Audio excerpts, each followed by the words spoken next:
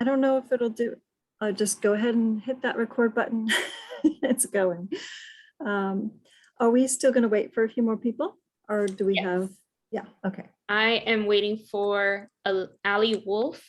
She is going to be our teaching assistant in the music portion of camp. And then Teresa Pham, she is a USF psych student, psychology student. She is supposed to join us as well. And how many autistic children are there in the program? So it's a total of 30 students, but we divide them up into groups of 15. So 15 do animation, and then 15 are doing music. And then after lunch, they switch. So everybody gets a chance to do both components of the camp. Great. And what are the camp runs all day? Is that it? Is it an overnight camp? Oh, no, not overnight, just 9 a.m. to 4 p.m. And actually, you know, last year when we were virtual for a second year, we even reached students outside of the state of Florida. We had somebody in Pennsylvania, somebody in New Jersey. And of course, this year, since we're returning in person, what we've done to accommodate our out-of-town students is actually host the third week of camp, which is for our intermediate advanced group. That one is going to be on Zoom and hosted through Arts for Learning, which is our Miami partner in this animation camp. Oh, that sounds great. So a total of actually 90 students over the 3 weeks of camp. Super. Wow, that's amazing. That's a great group. Yes, and it's desperately needed, that's for sure. For the autistic, that's for sure. It certainly is. One quick question, and because I'm green in this whole area, I just need the address of where we have to go on the 6th.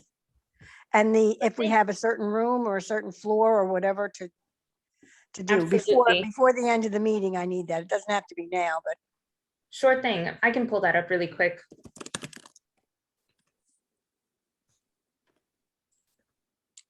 And I know we're supposed to be serving lunch at 12. I think it's 12 o'clock, but what time should we be there, by 11:30 or?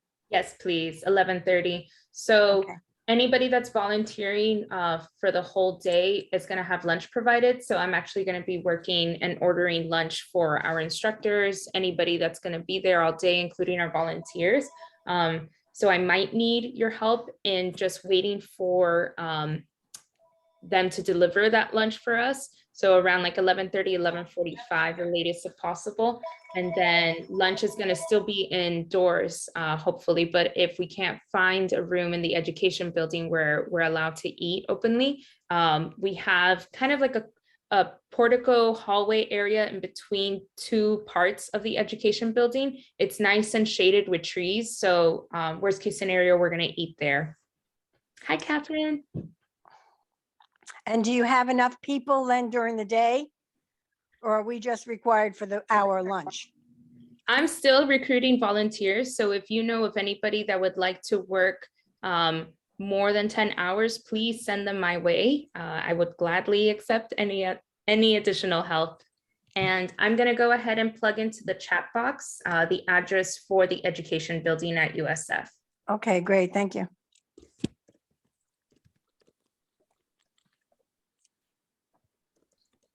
Ali, Teresa, welcome. And Maggie, welcome.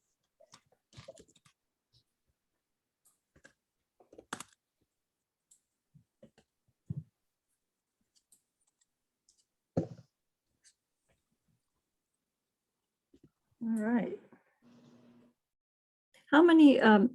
How old will the participants of the camp be? What will the ages be? They are 12 to 22 years old. Okay, and they'll all be together or as different age groups? So normally I split them up according to the sessions that they sign up for. There are a couple of students that only do animation or only do music, but as much as I can, I try to put them together with their experience level. So some of our campers are returning students, so it's always better to group them by their experience, not necessarily by their age.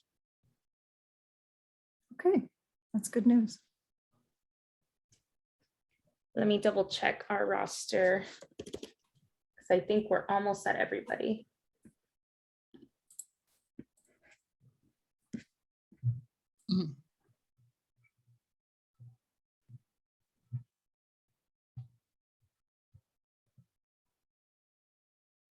think we're only missing 3 people. 4, excuse me. Let me see if there's any, if I have any mail coming in with people scrambling to try to get in. Can you see me? I Deb? can hear you. We can see your name. We Name. don't see a picture of you or any You're video. not missing much. Just so I can hear you. Okay. Yeah, we hear you and you hear Okay. us, and that's good. I will remute myself. Thank you.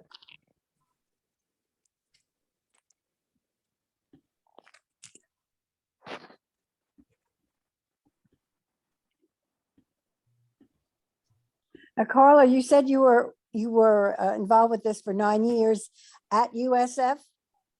So the program has been running for 9 years, but this is only my 2nd year doing camp. I'm the newest member at Arts for All Florida. I joined the team in January 2021. Oh, okay. And, you know, because it's such a needed thing, I'm just wondering, do you have any connection or interaction with other colleges from different states as well in this field? Mostly through centers of autism and related disabilities. So Lee works at CARD, which has a location, if I'm correctly, at every public university in the state. That's correct. Yeah, Oh, the state of Florida. Oh, the Every, Florida not okay. every university, but there are major universities in each section of the state. So each university covers between 10 and 14 or 15 counties. So there isn't a county in Florida that isn't associated with a CARD center. Oh, good. Okay. But that's a great question. So our strong connection with USF is that we're actually headquartered at the College of Education. Oh, okay.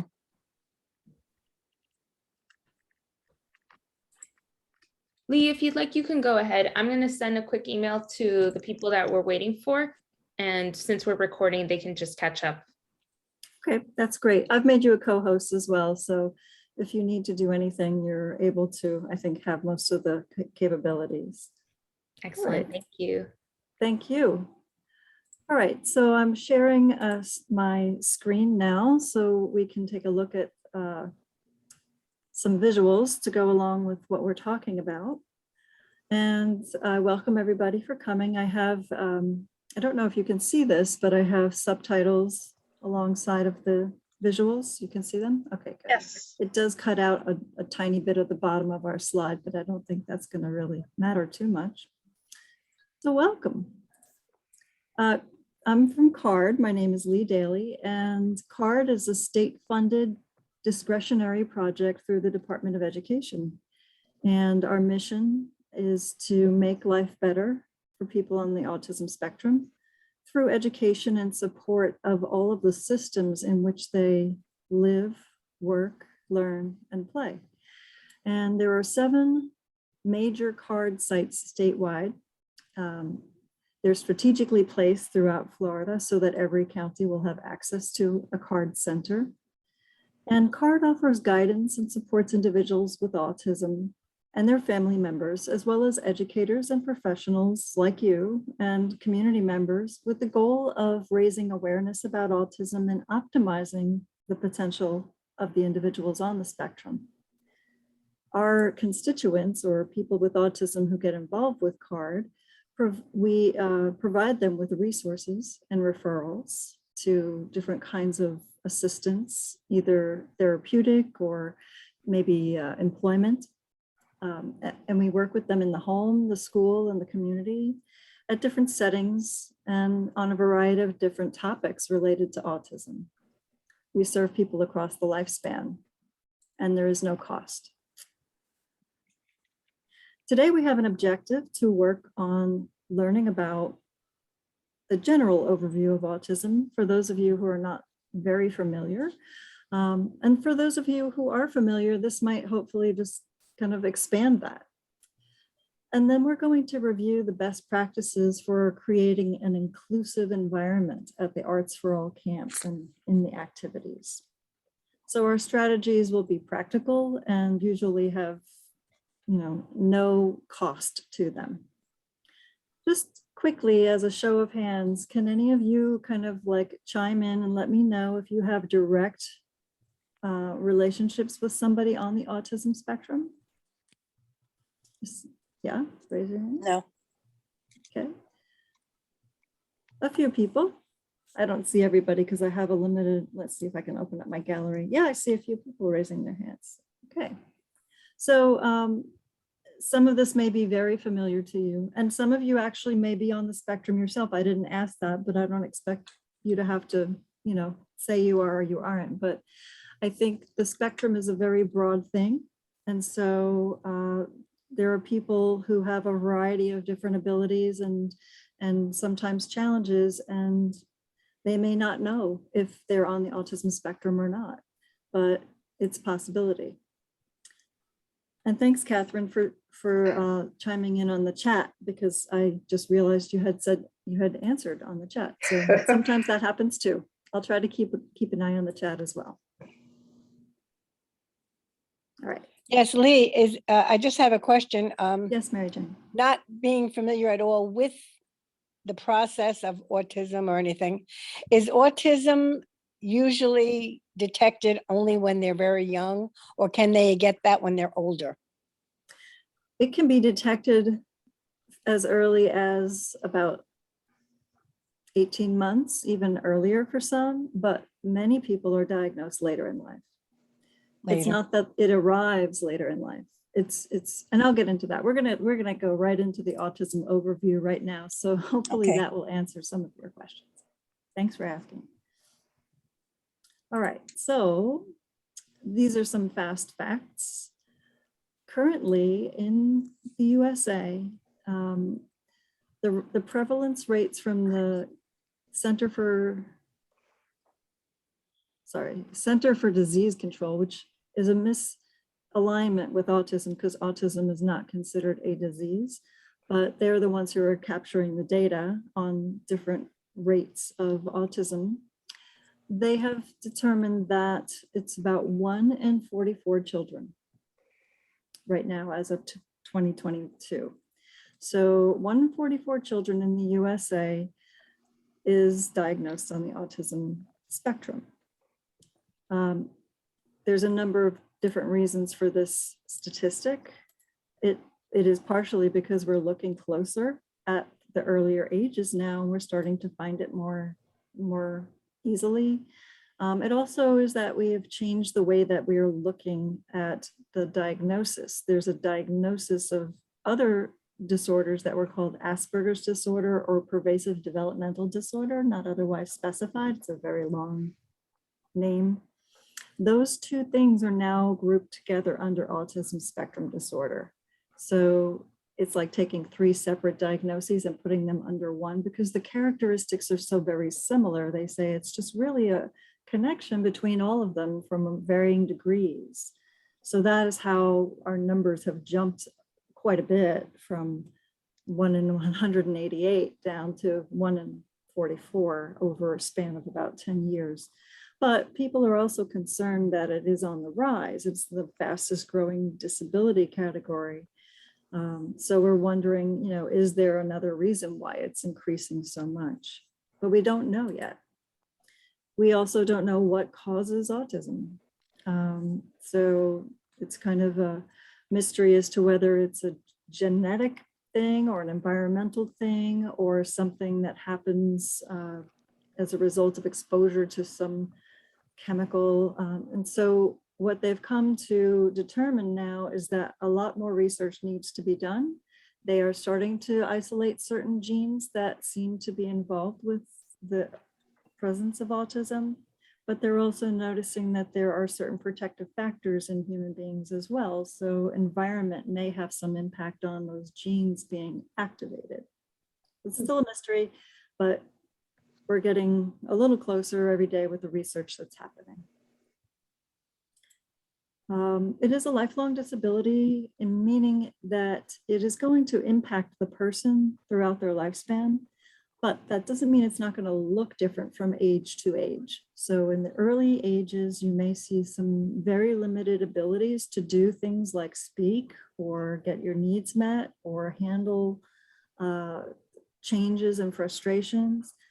But over time and with some assistance and supports, you will see a very different individual at 18, 19, even 30 years old. They could be very much more adaptable at that point. But it will still affect the person over their lifespan. It's just that people learn and grow and adapt amazingly over that time. If I'm to look across the room and look at all of you, I cannot see autism. It's one of those invisible differences in people. It's a complex brain disorder or brain difference that emerges in early childhood and is usually picked up because the developmental milestones are not getting met at a time frame in which we would expect them to. So there's usually a delay. So early diagnosis is very helpful in that we can isolate what needs to be addressed and focus in on those skills and those supports that the person will need. There's no physical look to autism, so it's not something we can easily just spot in a child. We would have to observe these milestones and whether they're getting met, and the certain behaviors that might show up that would be considered looking like they might be on the autism spectrum in terms of how they behave and how they process the information. Autism occurs across the world in every ethnic, racial, and economic group. But there are some disparities between the rates of diagnosis and race. People of color tend not to get diagnosed as early as people who are Caucasian. Boys tend to get diagnosed more than girls. And the rates of boys' diagnosis to girls is about 4 to 1. So every 1 girl that gets diagnosed, there's about 4 boys getting diagnosed.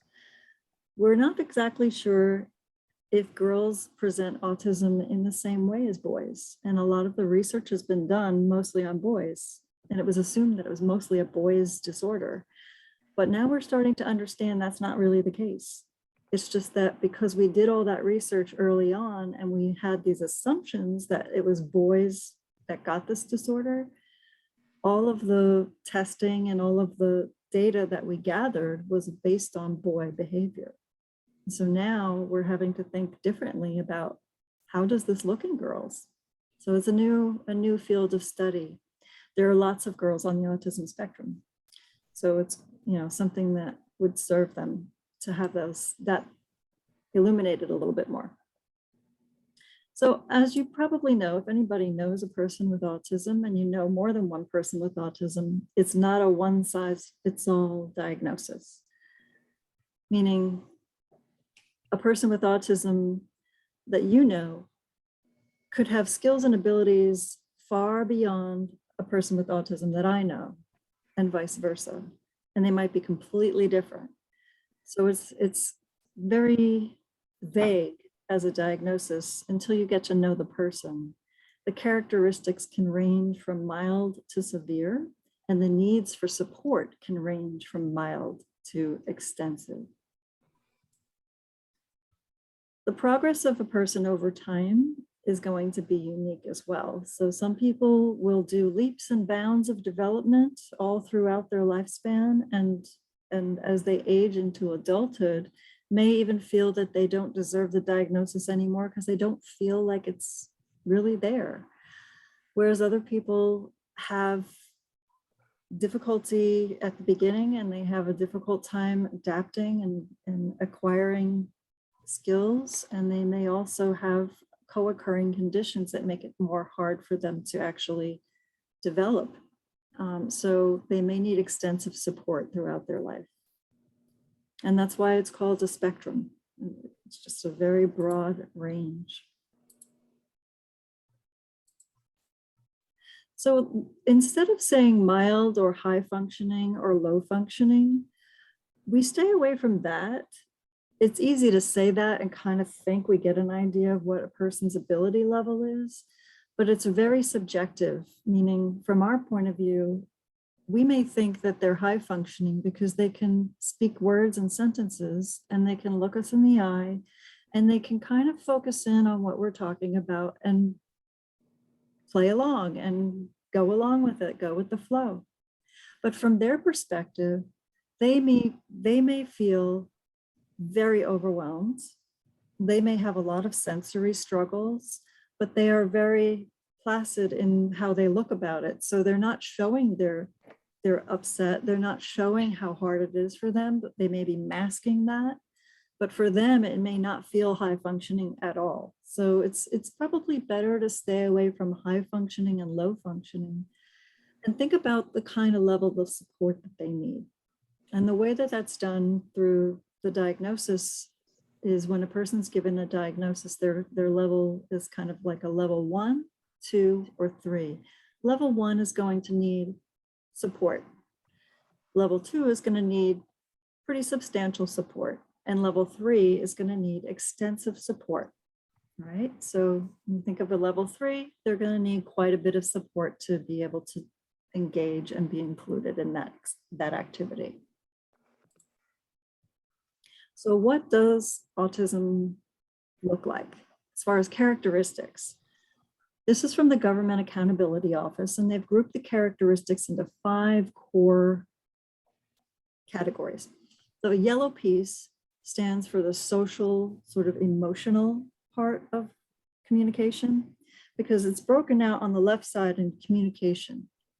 So the yellow and the red indicate areas where a person would be able to read the signs in the person across from them and emote along with them in a communication. So if someone is really sad and talking about something that's upsetting, they would look at that and they'd notice, the frown, they'd notice the eyes, the sadness in the face, maybe even tears, and they would modify their own behavior and adjust to that, and listen and be sharing back and forth with the person tuned into that.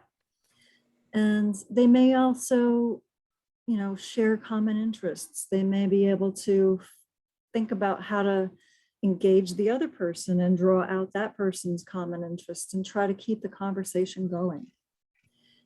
The communication side of things is actually making words, being able to come up with words that can string together in a sentence and verbalize those words or put them out in some other way, whether it's sign language or through a device like a computer or some type of communication device, and make that communication known to other people. This is an area, both of these areas, the social area and the communication area, are areas where there's challenges early on. Normally what will happen is we will see children at 2 years old who haven't said their words yet, haven't said mama, or haven't said juice, or something that they want. They haven't pointed and reached for something, or sometimes they don't even respond if you call their name repeatedly. And that's the first signs we see, is there's a different response to communication. Then we might also see on the other side of the circle, the green section, which is intense focus and interests. The ability to really hone in on something and become incredibly excited about it and enveloped in it and want to do nothing but engage in that thing, whether it's something as simple as watching a spinning fan or a flashing light, or reading about horses, or looking up train schedules and memorizing the different stops that a train will go through from one town to another. And so this would be considered a special interest area. The ability to focus in on fine details is a particular strength. Not everybody has it on the autism spectrum, but there are many who can recall fine details or notice the fine details of things that others might just gloss over when they see the bigger picture of things. Another area that people with autism tend to have differences in is the way that they process sensory input. And we'll go a little bit more into that because that's going to be impacting your communication and your interactions with them, right? Because the world is a sensory place. But usually what will happen with people on the spectrum is that they'll either have an overflow of sensory input or an underwhelming sensory input and feel as if they need to have more in order to feel like they're actually engaging in something. So those would be like the sensory seekers who want to touch and taste and get into things and touch, like touch all the materials and be involved in it physically. Whereas those who withdraw and try to stay outside of those things might be the ones who are overwhelmed by the sensations. And last but not least, an area that is also different in people with autism is that they may prefer to have things be in a certain pattern or a particular repetitive way. And this could be interpreted in a lot of ways, and it can apply in a lot of different ways. So what we might see as repetitive behavior would be something like rocking, repeatedly rocking back and forth, or hand flapping, or playing with items in a very repetitious way. We also might see someone who prefers a routine, who likes to do things in a very specific order. It feels good to have things lined up in a certain predictable way. And so they may tend to do things in that way. They may play with objects and toys in a way that is more about how they're lining up and how they are patterned and how they are arranged, rather than using them for, an imaginary way of playing.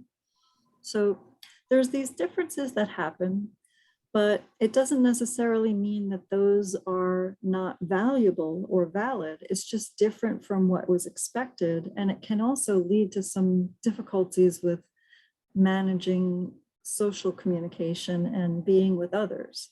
So a person with autism tends to have to learn a lot of adaptations to be able to just be social and be with other people. And so imagine, if you could, for a minute, that you have been dropped off magically by your taxi. Where you thought you were going was not where you're going, and now you've been dropped off in Baghdad, and you don't recognize the language, and you don't know how to speak the language, and you don't know what the customs are, but you still have to use the bathroom, and you still have to eat food, and you still have to get your needs met and figure out where you're supposed to get to the hotel or wherever you're going to stay. You're going to have to adapt a lot, and it doesn't feel very comfortable to do. So just know that, sometimes that might be how it feels for a person with autism, to have to adapt to what we would just think is the world, our world. Okay. So the type and severity of characteristics is different from person to person. So if you could imagine 3 different individuals with all the strengths and the challenges in each area, look at how different they could appear, right? Somebody could have no problem at all with communication. They're very talkative, but they have so much issues with the sensory stuff, right? Person B has a lot of issues with sensory stuff, has no real big special interest area, but they do have issues with trying to make their thoughts and communication known. And person C has a huge special interest area, doesn't have any sensory problems, but is not able to use their voice to talk. So their communication has to be through other means. And it's very different between all of them. All of them could be geniuses too. And that's the thing we have to remember. Just because a person isn't able to use their voice to speak doesn't mean that they don't have intelligence. So we always want to presume that the person is competent. So what does this look like at Arts for All? You may notice children and adults on the spectrum have some difficulties with the following things. Focus. Focus is hard, number one, when your brain and your neurological system are doing all of the processing they have to do in order to be able to make sense of the world.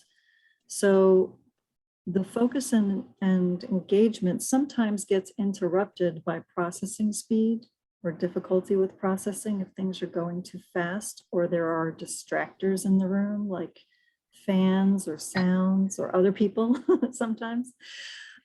So that can also lead to difficulty with, following along with things. You might see difficulty with transitioning from one activity to another, because just getting into the flow of something takes a lot of effort, right? You're doing something new, and it's hard to stop that once you get in the flow. So transitions can be a little bit difficult. We often provide some time for a person to get ready to transition before we ask them to make a change. So we might even give them 3 or 4 different warnings spaced apart by time that, let them know we're in about 10 minutes, we're going to start wrapping up. So you have about 3 more times to do that activity before you're going to have to close down the computer and get ready to start shifting into the next activity. And you might remind them again in 3 minutes that, getting ready again. Okay.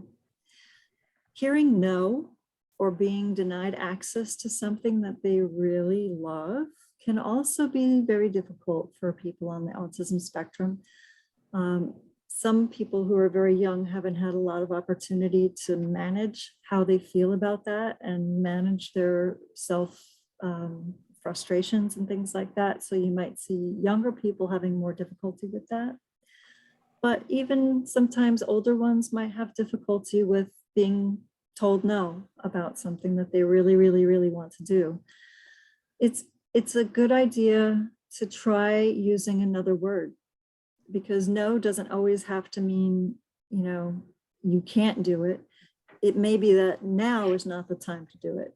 So you could say, first we'll do this, then you can do the thing that you wanted to do, right? Or you can do that after we're all done, right? And that's a way of not saying no, but it is also a way of delaying it from occurring. Interacting with staff and other guests might also be difficult because that social skill area isn't quite yet developed yet, or it may be that they're anxious about it. Anxiety is a big issue with people on the autism spectrum. They don't necessarily always know what to do in social situations, and so it becomes an anxious making situation for them. So they may have difficulty with that, but they also may want to interact. And that is the idea about helping them to do that in a way that's comfortable for them. Some people might have difficulty with understanding what the social expectations are. We all kind of, if we're not on the autism spectrum, we all learn stuff by observing and kind of making mistakes socially. Or we might have heard from a parent or a well-meaning friend, like, yeah, you're not supposed to say that word in front of adults, or you're not supposed to speak with slang in front of your teachers. Simple things like that might not get noticed by a person with autism, and they may make some social mistakes.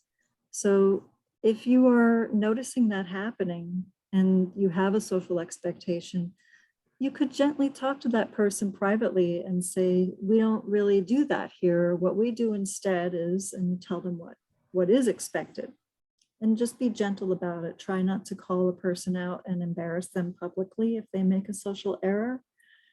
Just say something privately to them about what they should try in the future to do, okay? Another thing that's difficult is regulating the sensory system, regulating their body. So if somebody has a repetitive motion or they have a lot of physical energy, sometimes it's hard for them to actually regulate that and calm down. So you might see some people who have, when they get excited, they get very physically animated. Their body moves a lot, and they might even make noises or have repetitive motion like rocking or flapping. And it could just be an expression of their exuberance and their happiness about something. But if they're nervous, you might also see certain repetitive motion. If they're frustrated, you might also see repetitive motion and repetitive behavior that isn't easily self-controlled. So recognize that sometimes people may not be able to do exactly what they want to with their bodies. We're going to talk about strategies Does anybody have any questions so far? Okay, I'll keep going. So sensory processing, we talked a little bit. Oh, did someone want to say something? Go ahead, Maggie. I believe Deb had a question. She was raising. Okay. Deb?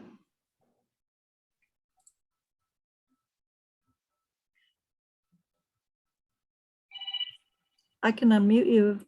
I could try to unmute you. Let me see. Oh, I can't unmute you. I can ask you. Do you know how to unmute yourself, Deb?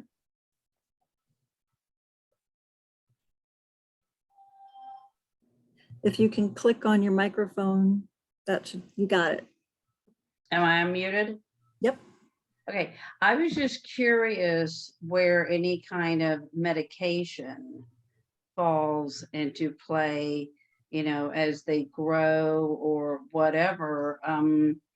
Do doctors prescribe different medications and things? I'm not familiar with this at all. Yes, sometimes people are prescribed medications. It depends on the issue that they're having. Autism has a lot of co-occurring conditions as well. Anxiety is one of them, and attention deficit disorder is another that typically will co-occur. Seizure disorders also, about 1/3 of people with autism also have seizure disorders. So there are medications for all of those things that could be applied, but there is no medication for autism itself. It might treat certain symptoms like Okay. anxiety or hyperactivity or attention issues, but it wouldn't change the autism itself. It might just decrease some of those other kinds of symptoms. Okay, thank you. You're welcome. Any other? Yes, Mary Jane.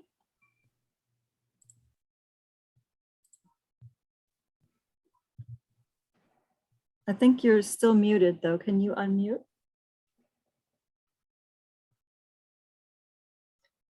There you Is that go. better? Can Yes, I? Okay. Can you hear me? I can hear you. Yes. Okay.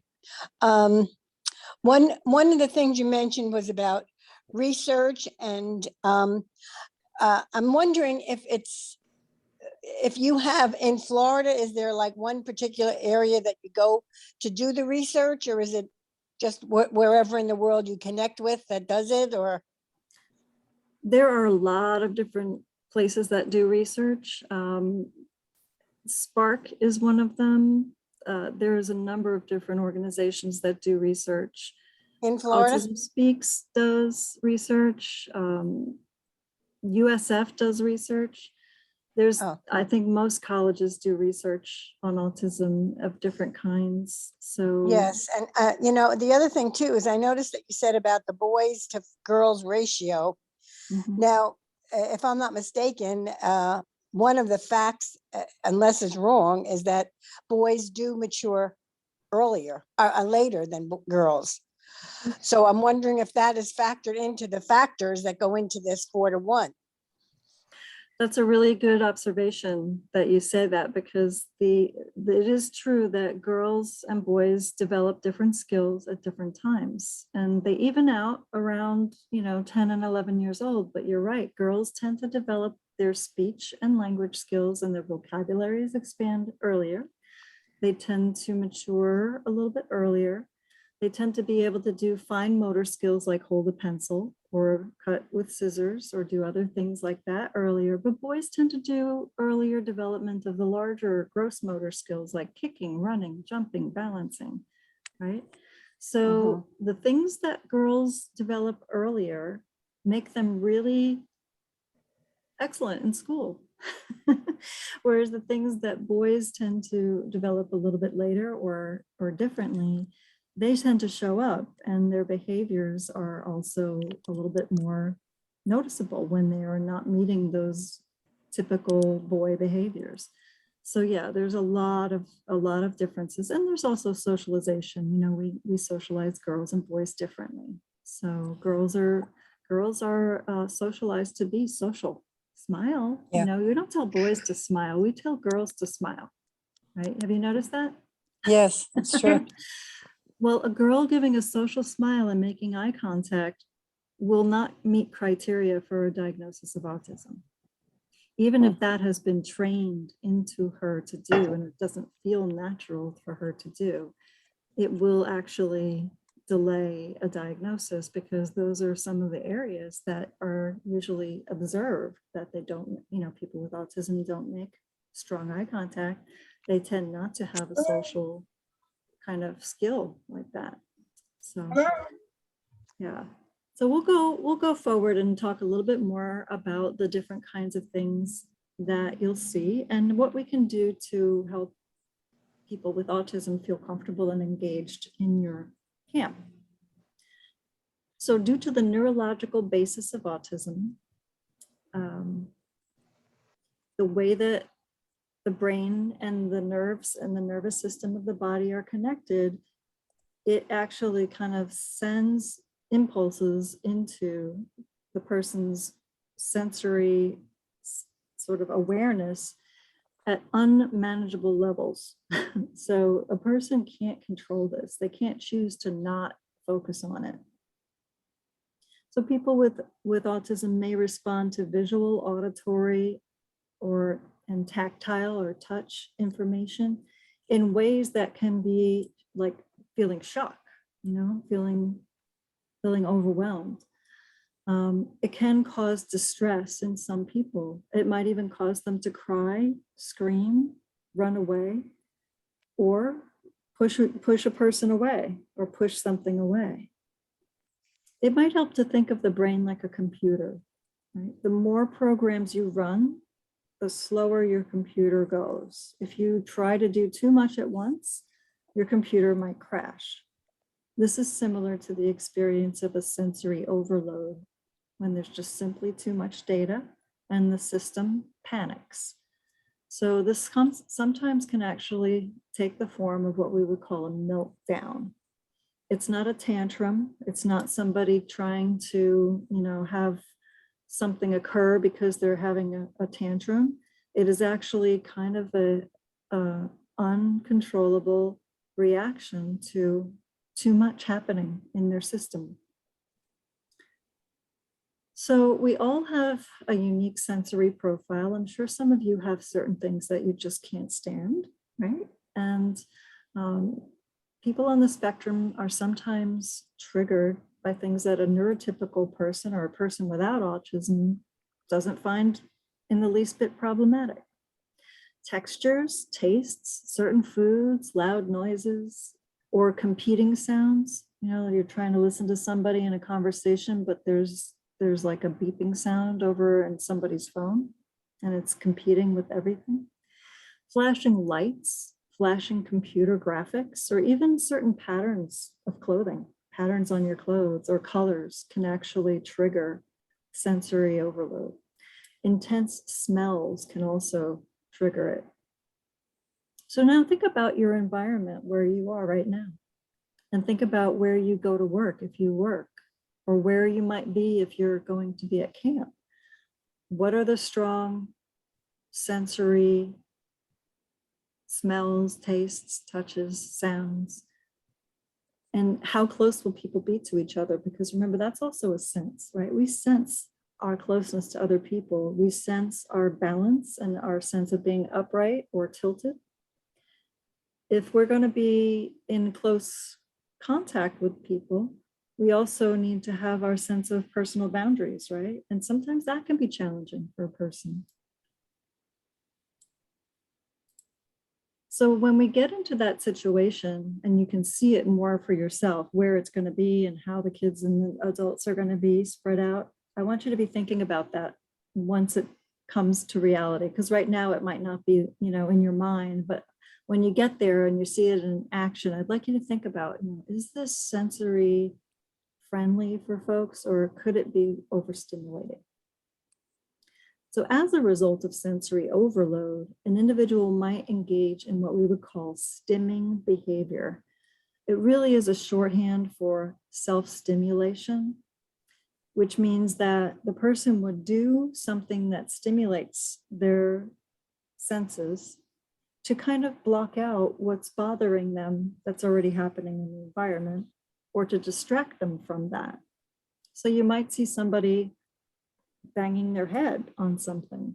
It could be because they have an overwhelming headache, and the banging of their head is taking their attention away from the headache.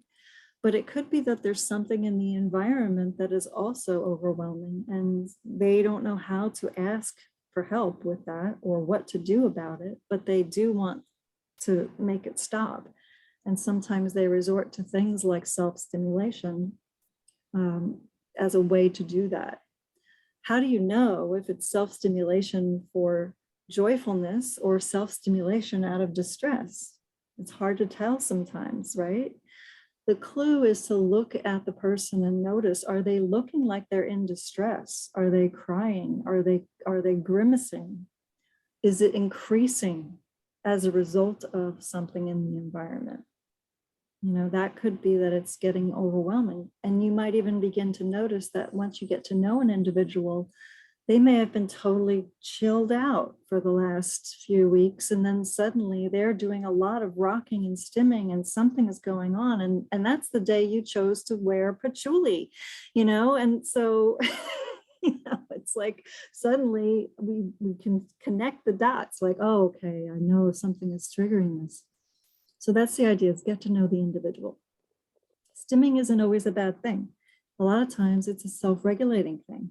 It can help them feel better, can help them feel calm, right? So we don't want to stop them from doing it unless it's really dangerous for them, or if it's hurting somebody else. So the idea is to try to redirect them if they're doing something that's harmful to stim, and see if there's a way we can help them be more comfortable. Sometimes a quiet space or a chill out zone is a good idea, someplace that's a little less busy or has a little less stimulation for them to take a break in. I often, you know, recommend that teachers have something like that in a classroom, a place where people can just go to be a little bit more quiet and by themselves for a bit. And then, you know, encourage them to come back and rejoin. You could also have some sensory items or activities that they could do to modify their sensory intake. So we sometimes use what we call a distract pack. So that might have something like a pair of headphones in it, or sunglasses, or some squeezy fidgets, or something that could be used to get more sensory stimulation. Something quiet to do, like coloring might be good, or a puzzle, something to distract themselves if they're feeling upset or feeling out of sorts. And then, of course, you know, encouraging them to come back after a period of time and try again. You know, maybe things have changed in that environment and it's a little bit more workable for them now. So think about, you know, having some fidgets around and maybe some headphones for folks that might feel the need to have a little decrease in their sensory input. Respect is a key to fostering and welcoming a safe, welcoming a person into their environment and making it a safe environment. So, you know, just thinking about using respectful language. People on the autism spectrum may use different words to describe themselves. Some individuals self-advocate for the language of autism first. So they might say, I'm autistic, or I'm an autist, or I'm an Aspie. They may use different words to describe themselves based on the actual diagnosis, where other people would prefer not to have their diagnosis discussed and basically not refer to it at all, or have the person first saying, you know, this is a person on the autism spectrum rather than an autism spectrum person. Okay, so you don't know what people want until they tell you. So what we do at CARD is we take the respectful approach of using person first until the person corrects us and tells us what they would like to be called instead. And then we follow suit. Another way to engage a person and to presume competence, presume intelligence, is to not talk to them like a child. Even though they may have certain characteristics that are childlike, they're a child. If they're an adult, they're an adult, and we should speak to them with a respectful voice and use a tone that's respectful, that adult to adult, would expect. People who don't have very strong expressive communication can, and often do, have excellent receptive skills. So they understand what is being said around them. So don't talk about a person in front of a person as if they can't hear. We want to talk about people to the person, not about the person around the person. Unfortunately, this happens quite a bit at doctors' offices. But I know that as teachers and as helpers, you're going to be very engaged with these folks, and that you're going to be talking to them directly. Try to find a common interest if you can with the person. And if you know something about a special interest that they have, or learn a little bit more about that, that is a key to their happy place. So if they have a special interest area, if it's something that you find out about, they might even be wearing the logo of it, or carrying an object, or having an earring with the thing on it that they love, if it's Star Wars or if it's anime or whatever. Learn about it, get into it. They will love you. It's their happy place. It's what they need to be engaged in to feel good.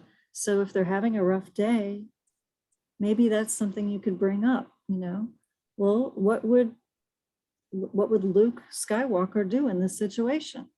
Or what would this particular anime character say to a person who is bothering them? That way you can kind of get into their happy place and help them solve problems too.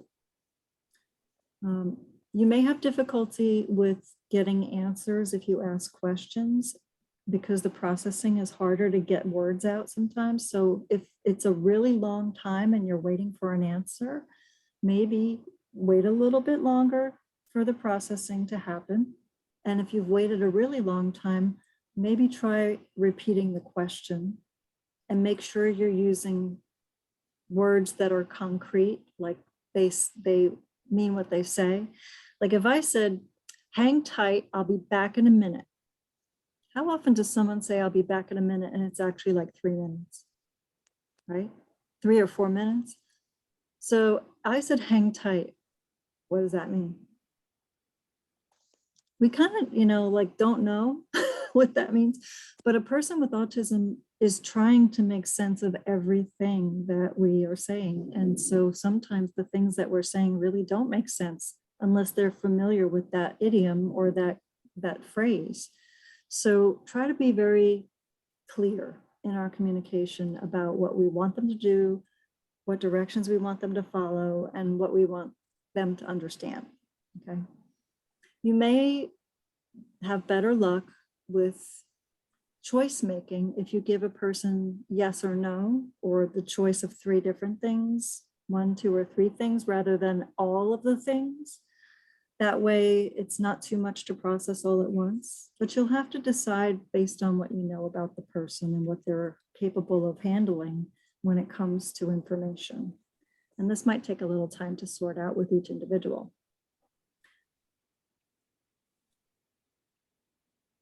Okay. What we normally suggest is that we support vocals, or what we say, with visuals. And I'll talk about why in a minute. So what are visuals? What are visual supports? Visuals communicate information to the person who may or may not have language differences. So even if they're not on the autism spectrum, they're really good to help people understand information, because they may have other language issues, like they don't speak the language fluently, right? Visuals could be photographs, they could be drawings and objects, they could be text.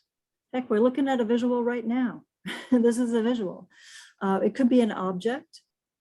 Sometimes people are very concrete. They need to see the object to know what it is. Symbols and icons. If you have to go to the bathroom, what symbol do you look for? If you go to a restaurant, what symbol do you look for to go to the bathroom? Do you look for a symbol of a toilet? Yes, or some places, yes, but not usually. you look for a symbol of a male or a female, right? Isn't that weird? So, but it's gotten down to that point, like that's what we look for when we look for the bathroom. If you go into the checkout, you look for, symbols for which line is the one that's the fastest, right? So we can use icons, we can use symbols to convey information. And it's very useful because when I talk, if I didn't have symbols and words up here with me, a lot of it will be forgotten because you can't remember it all. You can't take it all in and just like, it doesn't just download like a file in your head. So there's words up there so you can check back. You can refer back to what I've said and you can see, oh yeah, she did talk about photos and drawings. And she did kind of talk about things that you see every day and you do every day. So it is helpful for someone who has the processing challenges with the world coming at them in all different ways that they're not used to have some symbols to rely on to check back into.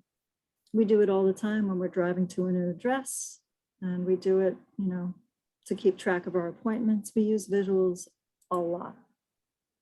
So I have some quick examples of visuals, maps, clues about whether or not something's going to be sensorily challenging, where to go for things, where's the interest area, where's the computers, where's the bathroom. All those things help people get oriented to their environment.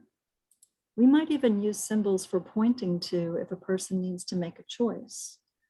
Or we might use symbols and as a schedule, show them the steps to a process that they're going to go through so they could get prepared and maybe kind of overcome some of their anxieties about what's going to happen next. Like, oh, good, there's no public speaking at the doctor's office. I don't have to worry about that, at least just getting my blood pressure checked, all of that stuff. So we can use symbols and visuals that way too. Sometimes we will create a social story to explain what it's going to be like this social story we have about going to Glaser Children's Museum during COVID and how people have to wear the masks and use the hand sanitizers and things like that. That was all new for people. So we created a little story about something that's not what they're used to. And that helps to give them a little bit of a clue about what they're getting into. So I would think about, what about making a visual for how to access the programs on the computer or the steps to do the animations? Is there a tutorial somewhere that's in a visual format? I'm sure. Has anybody ever gone on YouTube to try to learn how to knit or do something like that? Isn't it crazy? You can learn how to do something 3D watching a 2D thing. It's really interesting how we could do that. So we use visuals in a lot of ways that they like to use visuals as well. Some of the considerations I would like you to think about is if people have difficulties with crowds or waiting, is there a less busy time of day for them to get engaged with an activity? Do they do better with less people in a group? If that's the case, then programming the group, making the program, you might have to decide, okay, well, with the group of people on the autism spectrum, maybe we have less participants so there can be more room for people to just, kind of have their space or feel less crowded. That could help. Or we might think about, is this the time of day where there's not a lot of excessive noise around us in other rooms and other facilities around us?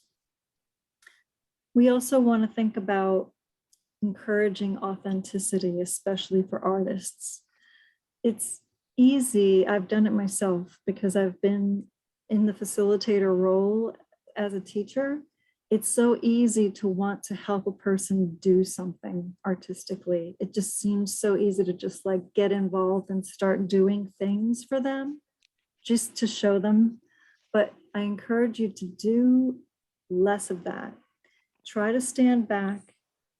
You can demonstrate and model it on something of your own, but don't get involved in their actual work itself and do things for them on their projects. let them learn, let them do for themselves, even if they make a mistake, or even if they, are frustrated with it, encourage them to do it and have that authenticity, because that's going to mean the most to them. Think creatively about how the space is being used and how the content is presented. So if you find people are not engaged or they're really confused, maybe we could use a video to model it, or maybe we could do a little act it out, demonstrate. And think about different ways to present those activities so that it can meet the needs of people who don't process things on the auditory level, but must be involved with their hands or must be involved with their eyes. And I think I said this before, treat adults as adults, even though they may not, appear mature. Some don't look mature. They look very young, or they may have very childlike voices or characteristics, but they are adults. So just, be aware of that, and our tendency to kind of get, little kitty like with them. And then consider whether the person can join the activity. If they're not able to because they do get overwhelmed, whether it's something in the environment that they didn't expect, or maybe they're just having a really rough time due to something completely different outside. Consider that maybe they can't engage it at this time, but give them the opportunity to come back and try it again. That's the idea, is that sometimes people, out of all the effort they try to put into it, aren't going to be successful this time. But we want to give them the message. It's not that you can't, it's just not yet, right? That not yet. So the ability is going to be available to them. It's just maybe the timing is going to be different. So just consider that, because sometimes people do really want to engage, but they may not yet be ready for it. So I want to hear from you now. Just thinking a little bit about what we've talked about. And if you have questions, I want to entertain those as well. What is one thing you plan to stop doing? What's one thing you think you'll keep doing? And what's one thing you plan to start doing?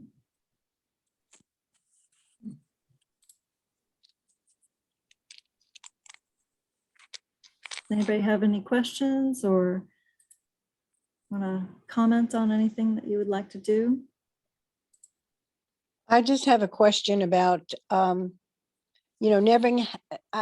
used to be a teacher, and I can remember, this is going back like 50 years ago when I taught with the autistic children or any handicap challenged child. I personally never had them in my class, but I remember like walking through the halls with different groups of classrooms at the same time.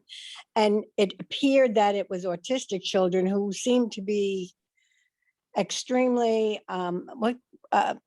sometimes harmful to other kids, and sometimes so very strong that, for them to tap you they could really hurt you. And especially if you were another child. But I guess that was, in the public school system. And my question is autistic children taught only in special schools, or do they incorporate them into the public schools as well? Oh, they're in public schools, yes. Oh, they are. Mhm. So they don't have Absolutely. any separate classes or separate schools for them in Florida. There are separate schools as well. Just depends. There are private schools that focus on autism spectrum. There are certain special education classrooms at times that will also have different children of different needs in there. But there are also children that are mainstreamed into the general education classes or mixed abilities classes. So it's a whole spectrum. Like I said, so some people on the spectrum are highly intellectual and functioning at a very verbal and social level. So they are not in the need of any kind of special education support. They may need some assistance in managing the social expectations and the tolerance for differences in communication. They may communicate in a different way. They may have processing speed differences, or they may have, they may use a different kind of a device to communicate, but they're at that kind of social ability level. Whereas other people might need a lot more support in order to be able to make their needs known. They may have difficulty managing their behaviors and their bodies. So it's a very broad and deep spectrum that ranges, you know. Yeah, and I Again. guess any of the private schools that you're talking about, are they free by any chance from the state, or is it, well, do they have to pay for it? In general, private schools are not free, although there are sometimes scholarships for them. But in the public schools are, you know, public, and so they're paid for by the state. Uh-huh. And you know, going back to 50 years ago, I remember with these challenged kids, they always had an individual aid for each child that was challenged back then. And I don't know if they still do that, if they have individual aids or if they have any aids, you know, in a classroom like you were talking about, you divide your classes into 15. And in that class of 15, is it just you and is it just the teacher and the 15 kids, or are there aides to help? No, there's usually in a classroom, a general ed classroom, there's sometimes there might be an aide put in the general ed classroom of 26 to 28 children. There may be more than one aide, but it wouldn't be assigned, that aide would not be assigned necessarily to one individual. It would be a person there to assist the group. Mhm. There also are in special education classrooms, often there will be teachers' assistants and teachers' aides, and sometimes there will be one assigned to an individual if they have specific needs for it. It just Mhm. really depends on the person's individualized education plan and what their needs are. But in the Arts for All, I don't think you'll find that you'll have aides with the students. I think they'll probably be of a level that they can participate without an aide, or if they did need an aide, then a parent or a guardian would make an arrangement for that with Carla or whoever's taking the intake. Oh, I see. Okay, thank you. And one quick question too, this is the first time I'll be working with autistic children coming up just for the lunch serving.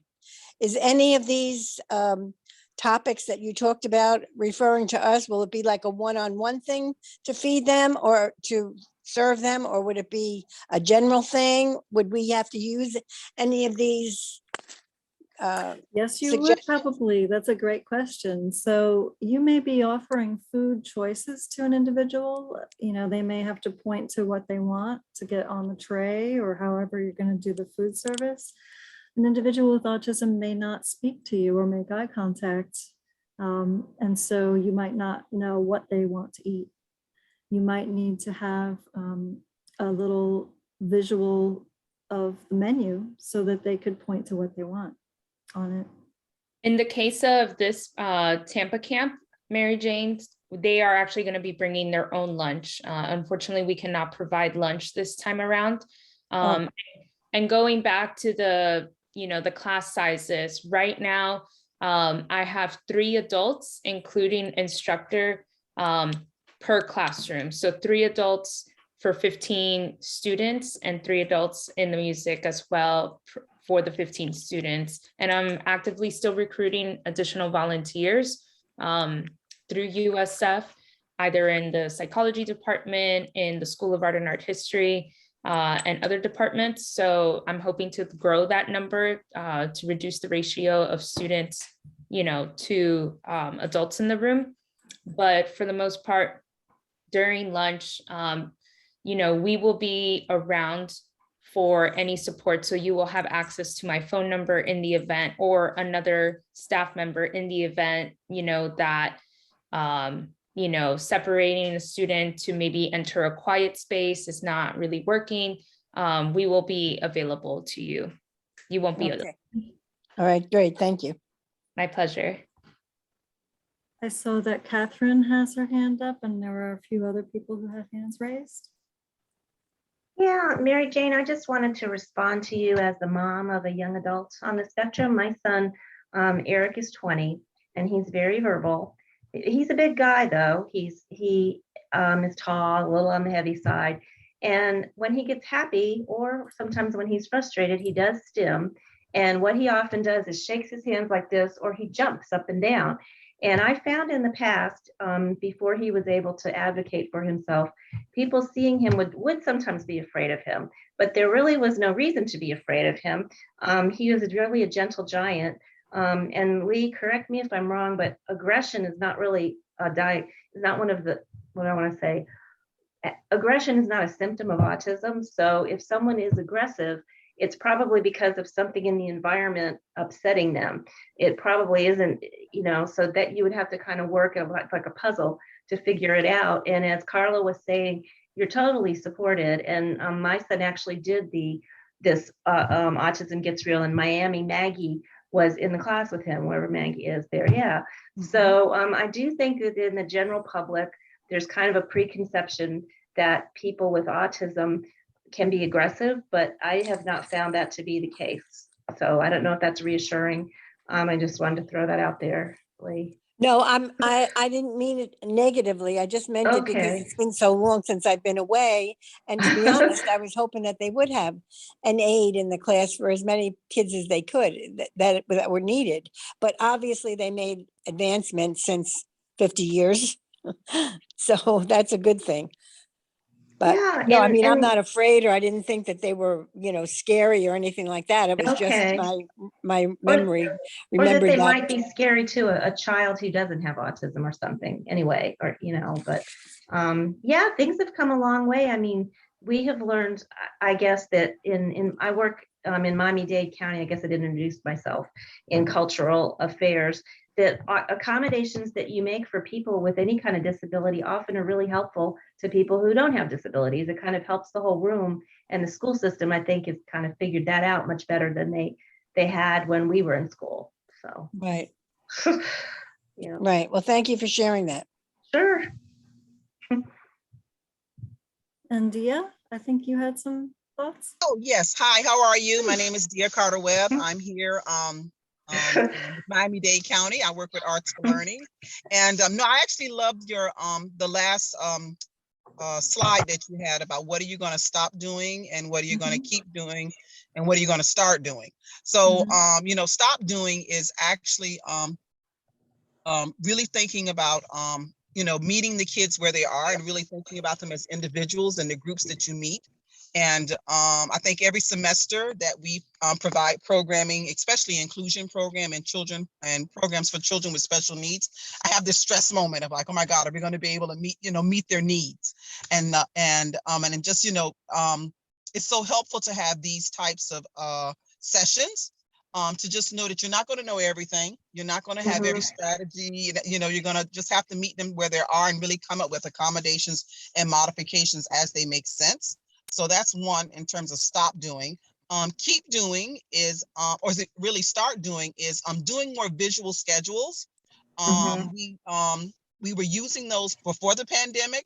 Kind of got away from them a little bit. I don't know, maybe it's the virtual space, but because we provide a Youth Arts in the Park program, which is an all kids included program for children ages 6 to 22, we have found them to be extremely useful. And I think what Catherine said is so wonderful is that they're universal. So having those visual schedules, not just for those children with special needs, but it helps everybody across the board, including the teaching artist who's actually teaching the kids, because it keeps them on point. And then I think the last one is to continue doing is, it's something that I am really passionate about. It's just amplifying that all children and youth matter. And just think that's just such a simple little message, but just it gets across so well. And I think when I'm able to speak with families or even with children or adults or parents, it's a sense of relief that, you see my child. You see my child for who my child is and the ability and the potentials that they have, and not necessarily the disability, which may either be visible or non-visible. Thank you. That was so inspirational. Thank you. I'm glad you put so much thought into that. That was great. Does anybody else have some things that they want to start doing or stop doing? I'll share mine as well. So I definitely want to stop maybe being impatient when waiting for a response from a student, because I tend to like back away and not want to like pressure that student to give an answer, but maybe they are formulating their answer. And even when like 30, 40 seconds pass, I might be like, would you like me to come back to you? And that might even add to their anxiety of like, oh no, like, you know, she is clearly stating that I'm taking a while to answer, but, you know, I think everybody else in the room is very understanding, especially the students themselves. You know, once we get to like the second day of camp, even the third day of camp, a lot of the students, you know, really start bonding together and forming that community, and they start opening up even more, which I find to be one of the most beautiful parts about camp. You know, it's really about the process versus the final product of their animation and music projects that they do. So I definitely want to stop trying to skip over somebody and going to the next person for the sake of time, because that's what we're there for anyway. You know, we are there for them. I definitely want to keep encouraging their creativity. So sometimes I might even, you know, have a suggestion for a student, especially because it's visual arts and that's my background. But I could even maybe frame it in a way that's like, you know, I might have a suggestion for you. Do you want to hear it? Because sometimes they don't want to hear it. Maybe they don't want to have somebody else influencing their artwork, and rather, you know, just offering that as an option to them, that they can take my advice or not. And it's totally fine if they decide not to. And then I got to agree with Dia with the start doing, or in her case, keep doing the visual maps. That was just like a light bulb. I'm like, oh, I can't wait to start making these flyers and post laminating and putting everything on the walls to direct our students and our volunteers as well, because I think that will really just help, you know, the process of camp and making sure that everybody knows where they are at all times. So thank you.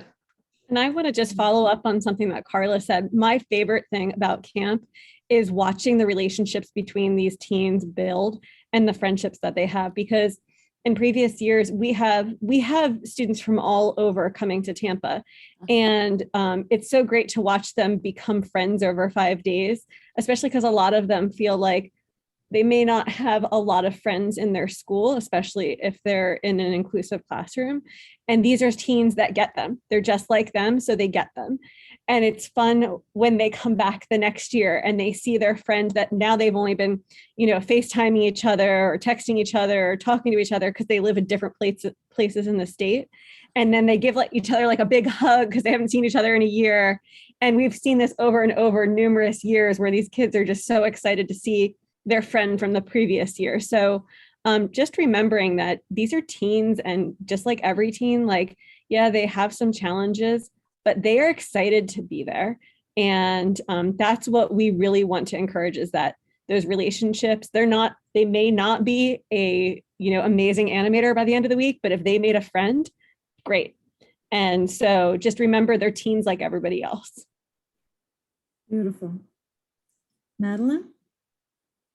You could unmute. Okay, this has been a very informative session. And I've never dealt with anyone. I don't even know that I know anyone with autism. So probably after we go through this week that we're volunteering for, I will have questions. I don't have any now, except for the fact that I was under the impression that our women's club is volunteering to help serve lunch, but you're saying that these children are bringing their lunch, so I'm not sure exactly what our role is. So that's a great question, and I'm sorry for the confusion. Again, they're going to have their own lunch. Really, your time, your hour each day is really just to give us, the instructors and the staff that are pretty much there since like 8:30 in the morning, just our own lunch break. Because you guys get a reprieve. Okay, that makes sense. But again, we will be in the building. So, you know, if anything should occur, you know, you will have my cell phone. You will have an additional staff member's cell phone number. So, you know, if you need to throw up the red flag and say, hey, we need help here, I will be, you know, just like probably a 2-minute walk away from you. Okay, that's fine. Thank you. Thank you. Elaine, I don't have a lot of experience either, but when I was a bank vice president, I had a customer that had a son that was on the autistic spectrum. When they would come in, he always wanted to touch me, hold on to me, which was fine. But when his mother was ready for him to go, he would go into a meltdown when he had to let go of me. And I didn't know what to do because I mean, I only knew them from coming into the bank.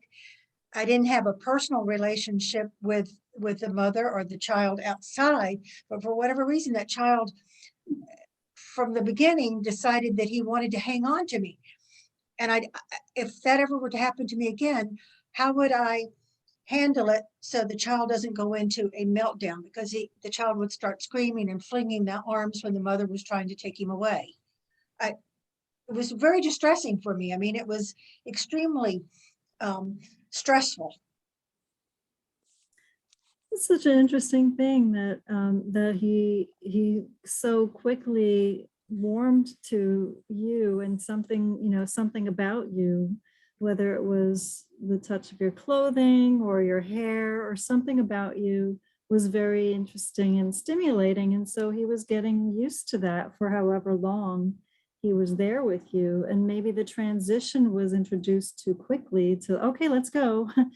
So probably he would need more time to know that it was going to end and that he was going to have to disengage. And you might even practice doing different things like, you know, let's play pat a cake, because that his hands have to let go of you to play pat a cake. Can we play pat a cake, or can we shake hands?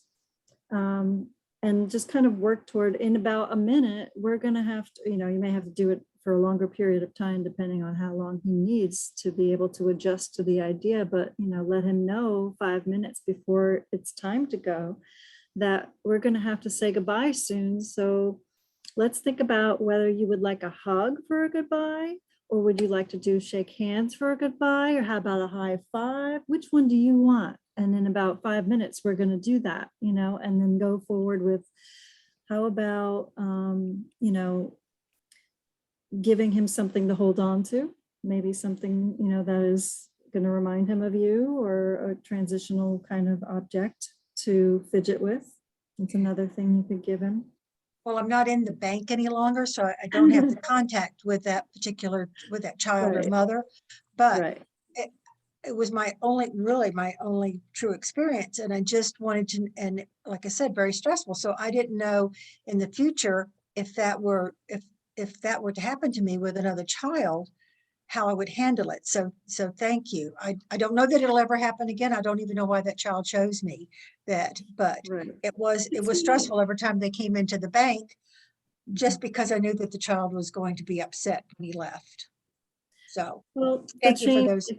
You're welcome. Changes are difficult. Transitions are often hard. And if we rush through them, or sometimes we don't plan ahead and think about how the person's going to have to adjust to it, sometimes they will show us that it didn't work out well. It wasn't about you, and it isn't about you for the future either. It's just thinking about how a person is going to handle the transitions and knowing that they're probably going to need a little bit more time to adjust to it. So we have to be thinking ahead. I loved everybody's comments about what you're going to start doing, what you're going to keep doing, and what you might stop doing. It made me think so much about how you're very creative thinkers. Sometimes you think you're worried, like, I don't know what to do about people with special needs, but you'll find that you become creative thinkers and you start to think from their perspective.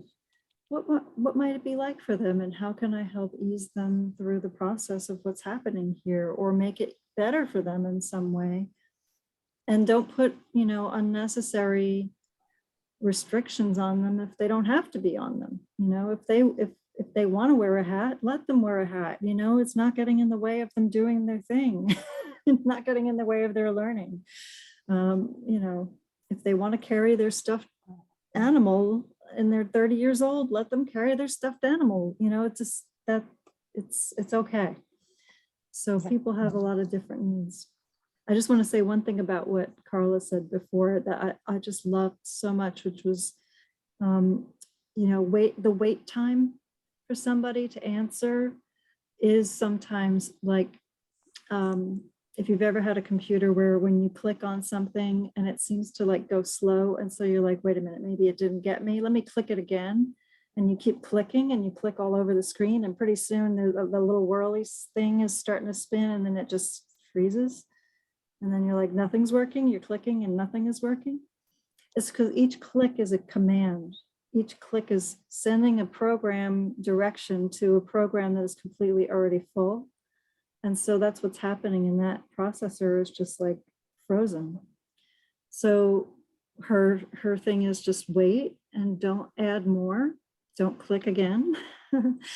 And then, you know, if there is an answer, that's okay.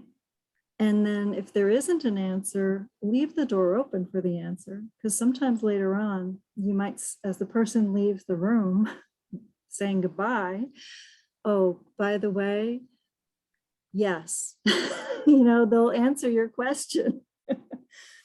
Sometimes in great detail, but it took a while for it to come out. I also noticed that sometimes if I'm going to do a group with the people who have processing difficulties with communication, I might even let them know ahead of time that I'm going to be asking this question, you know, like an icebreaker question.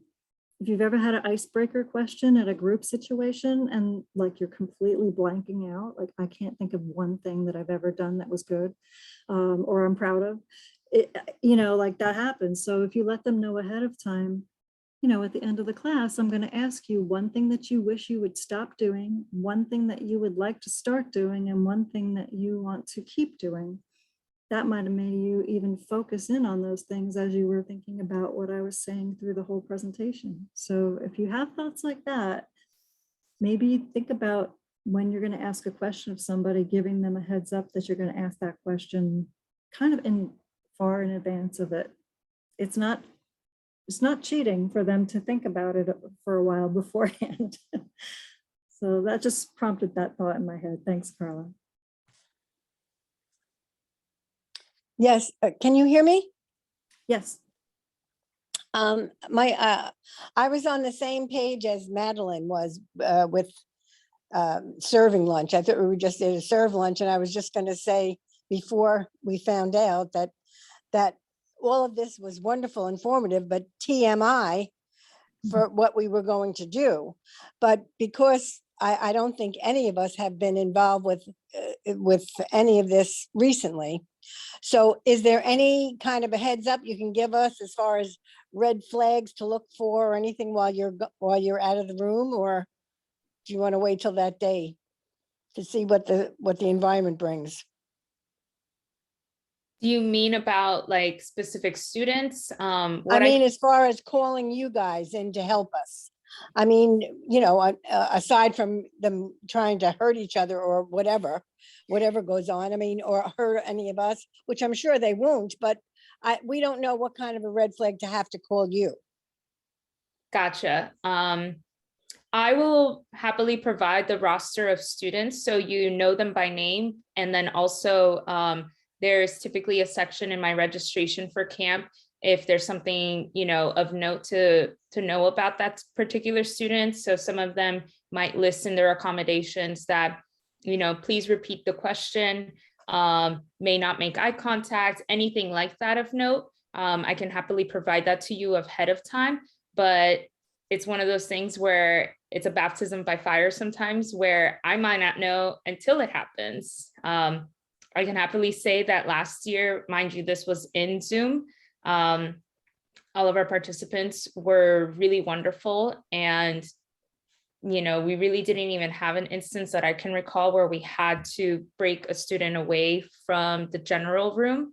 But I'm trying to think like in what kind of situation would be a red flag. Because I really don't foresee them getting aggressive and violent, kind of like what Lee was saying. Well, I guess, also never having been with kids in so long. I mean, if they're given their own lunch, I mean, I'm assuming they're just gonna sit and eat their lunch, but it's okay if they get up and walk around Yes. or, And actually, that is something that we started incorporating in last year's camp, where so the camp schedule is divided into 3 hours, beginning at 9 a.m. to 12. 12 to 1 is lunch, and then again 1 to 4 p.m. But within that, time when they are actually learning and working on their projects, we also do kind of like 5 minutes of like physical creative movement breaks to kind of like shake out any of the wiggles. So maybe that's something that we can consider, where right before lunch, we do a session like that, a 5-minute breakout where we get to wiggle around and do a creative movement. okay. Well, any hints you can give us before would be wonderful. Absolutely. Deb, do you have a question? Oh, you're on mute.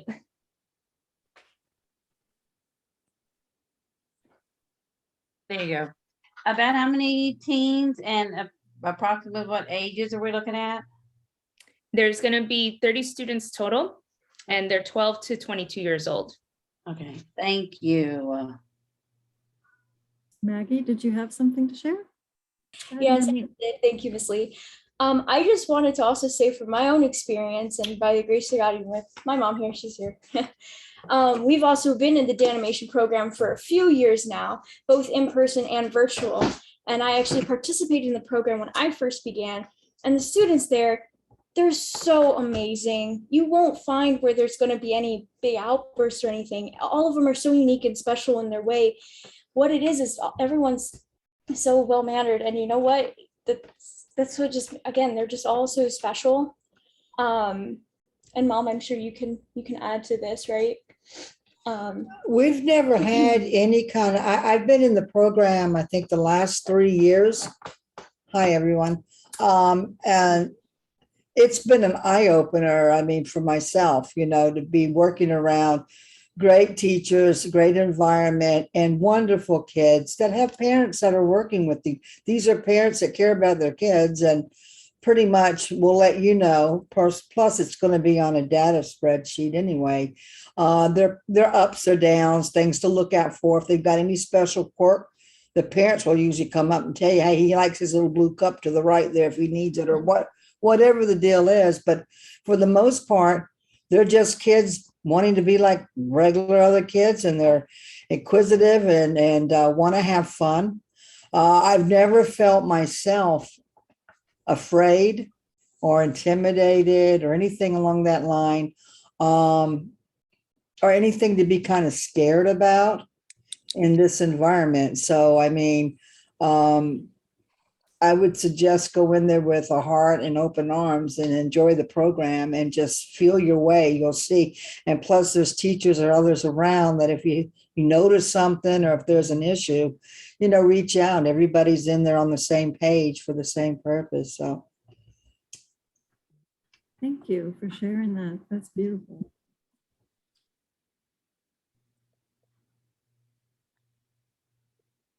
Well, I put CARD's information into the chat as well. If you're interested in getting in touch with CARD and want to know more about autism, we'll be happy to talk with you. If you have any questions, feel free to contact me, reach out. Thank you, Lee. Thank you so much for leading this training. Well, thanks for holding it, and thanks for everybody for chiming in and giving your thoughts and sharing your concerns. I hope that it's going to be a wonderful camp, just like Maggie and her mom, have already experienced over and over. It's going to be great because the kids are really, the young adults and the teens are really invested in this. They want to know about animation. They want to be, artists and creators. So they're highly motivated. Absolutely. And you know what, I just realized I may not have shared with the Women's Club members. We have a recap video from last year's camp that actually showcases the students' artworks, and you actually can hear some of the questions. So normally on Thursdays, towards the end of camp, we'll have a volunteer that assists us in interviewing the students. So we typically ask them questions like, what was your favorite part of camp? What was the skill that you were excited to learn the most about camp? And then we'll throw in something funny, like, can you give us your favorite anime character voice? And that usually throws them off, and you'll get a really good surprise of voices that they can mimic.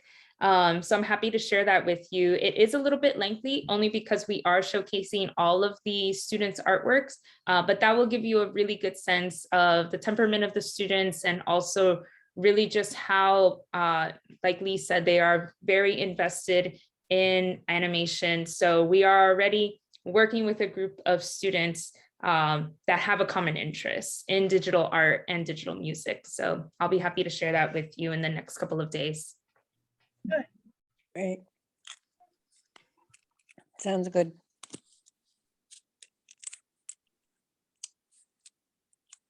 All right, so I'm going to stop the